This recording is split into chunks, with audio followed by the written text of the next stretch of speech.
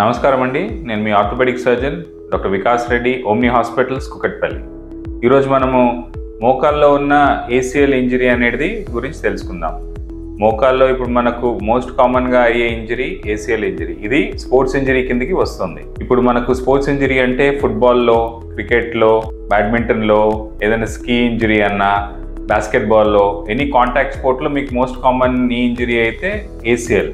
దాంతోపాటు associated injuries అంటే మినిస్కల్ injuries. ACL మీకు కట్ అయిపోయిన తర్వాత నెక్స్ట్ ఇంజరీ అయ్యేది మీ మినిస్కస్ అనేది వాషర్స్, మీ మోకాళ్ళ లోపల ఉన్న వాషర్స్ అనేటివి ఇంజరీ అయ్యేటివి మోస్ట్ కామన్ అనమాట. సో దీన్ని మీకు ఎలా గ్రహించవచ్చు అంటే పడంగానే లేవడం ఇబ్బందిగా ఉంటుంది, మోకాళ్ళు అనేది వాపు వస్తుంది, నడవడం ఇబ్బందిగా ఉంటుంది, కాలు ముందుకు వెళ్ళడం కామన్ గా ఉంటుంది అనమాట. మెట్లెక్కి దిగడంలో ఇబ్బందిగా ఉంటుంది. కామన్ గా మీరు నడవడంలో కొంచెం ఇబ్బంది పడతారు.